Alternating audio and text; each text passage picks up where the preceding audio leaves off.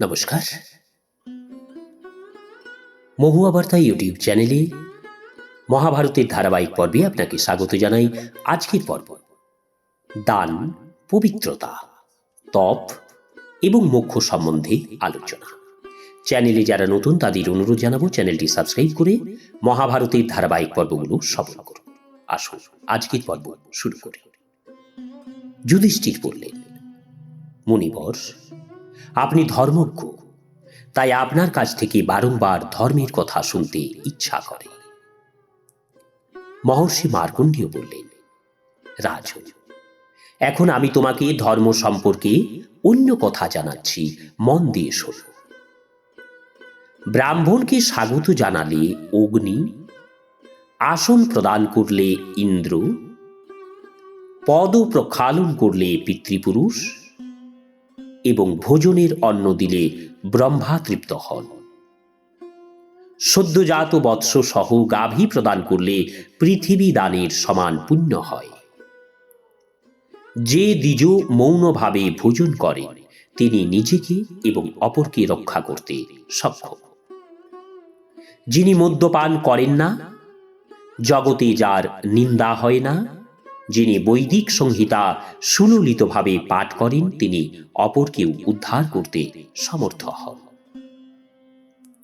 শ্রোত্রিয় ব্রাহ্মণী হব্য অর্থাৎ যজ্ঞ বলি, কব্য অর্থাৎ পিতৃবলি দানের উত্তম পাত্র। প্রজ্বলিত অগ্নিতে যেমন যজ্ঞ সফল হয়, তেমনি শ্রোত্রিয় ব্রাহ্মণকে দেওয়া দান সার্থক হয়ে থাকে। যুধিষ্ঠির জিজ্ঞাসা করলেন, মুনিবর, আমি সেই পবিত্রতার কথা জানতে চাই যা পালন করলে ব্রাহ্মণ সর্বদা শুদ্ধ থাকে। মহর্ষি মার্কণ্ডেয় বললেন, পবিত্রতা 3 প্রকারের: বাক্য, কর্ম এবং জলের। যে ব্যক্তি এই 3 পবিত্রতায় যুক্ত সেই স্বর্গের অধিকারী, এতে কোনো সন্দেহ নেই। যে ব্রাহ্মণ প্রাতকাল এবং সায়ংকালে সন্ধ্যা এবং গায়ত্রী জপ করেন, গায়ত্রীর কৃপায় তার সমস্ত পাপ নষ্ট হয়ে যায়। তিনি সম্পূর্ণ পৃথিবী দান গ্রহণ করলেও প্রতিগ্রহ দোষ তাকে স্পর্শ করতে পারে না। গায়ত্রী জপকারী ব্রাহ্মণের গ্রহ যদি বিপরীত হয় তাহলেও তা শান্ত হয়ে তাকে সুখী করে এবং কেউই তাকে বিপদে ফেলতে পারে না। ব্রাহ্মণ সর্বাবস্থায় সম্মানের পাত্র। তিনি বেদ পড়ে থাকুন বা না থাকুন, সমস্ত সংস্কার সম্পন্ন হন বা না হন, তাকে অপমান করা উচিত নয়। ছাই চাপা আগুনে যেমন পা দেওয়া ঠিক নয়, যেখানে সদাচারী, জ্ঞানী এবং তপস্বী বেদজ্ঞ ব্রাহ্মণ বাস করেন সেই স্থানেই নগর, গোশালা হোক অথবা জঙ্গল, যেখানে অনেক শাস্ত্রজ্ঞ ব্রাহ্মণ থাকেন সেই স্থানকে তীর্থ বলা হয়। পবিত্র তীর্থে স্নান, পবিত্র বেদ মন্ত্র অথবা ভগবত নাম কীর্তন এবং সৎ ব্যক্তিদের সঙ্গে আলোচনা, বিদ্বান ব্যক্তিরা এইসব কার্যকে উত্তম বলে থাকেন। সজ্জন ব্যক্তি সৎসঙ্গে কথিত পবিত্র সুন্দর বাণীরূপ জলের সাহায্যেই নিজ আত্মাকে পবিত্র বলে মনে করেন।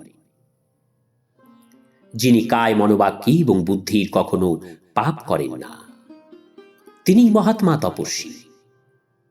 শুধু শরীর শুষ্ক করলেই তপস্বী হয় না। যে ব্যক্তি ব্রত উপবাসের সাহায্যে মুনি বৃত্তিতে থাকে কিন্তু নিজ আত্মীয় পরিজনের উপরে একটুও দয়াভাব রাখে না, সে কখনো নিষ্পাপ হতে পারে না। তার এই নির্দয় ভাব সমস্ত তপস্যা নাশ করে দেয়।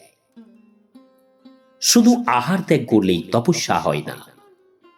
যিনি নিরন্তর গৃহে বাস করে পবিত্রভাবে থাকেন এবং সর্বপ্রাণীর ওপর দয়াভাব রাখেন, তাকেই মুনি বলে বুঝতে হবে। তিনি সব পাপ থেকে মুক্ত হয়ে যান। রাজন, শাস্ত্রে যার উল্লেখ নেই, মন থেকে এরূপ কর্ম কল্পনা করে লোকে শিলা ইত্যাদির উপর আসন গ্রহণ করেন। তপস্যার নামে পাপ নষ্ট করার জন্য এই সব করা হয়, কিন্তু এর দ্বারা শুধু শরীরকেই কষ্ট দেওয়া হয়, আর কিছু লাভ হয় না। যার হৃদয় শ্রদ্ধা এবং ভাব শূন্য, অগ্নিও তার পাপকর্ম ভস্য করতে পারে না। দয়া এবং কায় মনোবাক্যের শুদ্ধিতেই শুদ্ধ বৈরাগ্য এবং মোক্ষ লাভ হয়। শুধু ফল খেয়ে এবং হাওয়া খেয়ে থাকলে, অথবা মস্তক মুন্ডন করলে, জটা রাখলে, গৃহত্যাগ করলে, পঞ্চাগ্নি সেবন করলে, জলের মধ্যে দাঁড়িয়ে থাকলে, কিংবা মাটিতে বা খোলা আকাশের নিচে বাস করলেই মোক্ষ লাভ হয় না। জ্ঞান অথবা নিষ্কাম কর্ম দ্বারাই জরা, মৃত্যু ইত্যাদি জাগতিক ব্যাধি থেকে মুক্তি লাভ হয় এবং উত্তম পদ প্রাপ্তি হয়। অগ্নিদগ্ধ বীজে যেমন বৃক্ষ হয় না, তেমনি জ্ঞান রূপ অগ্নিতে সমস্ত অবিদ্যাজনিত ক্লেশ দগ্ধ হয়ে গেলে পুনরায় তাকে আর জন্মগ্রহণ করতে হয় না।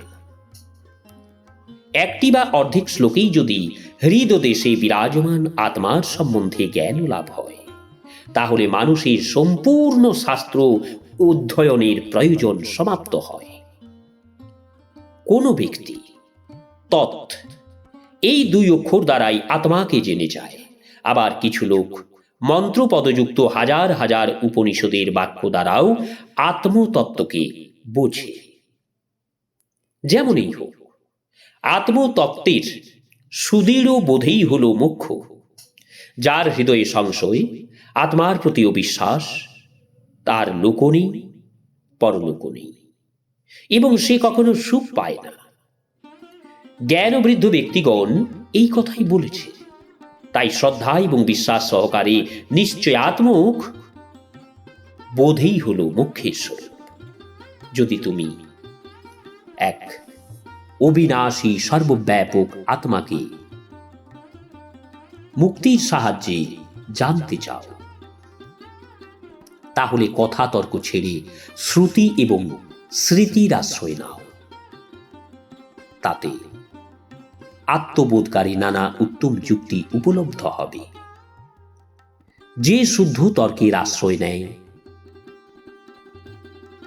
সাধন বৈপরীত্যের জন্য তার আত্মার সিদ্ধি হয় না। সুতরাং আত্মাকে বেদের সাহায্যেই জানা উচিত, কারণ আত্মা বেদ স্বরূপ।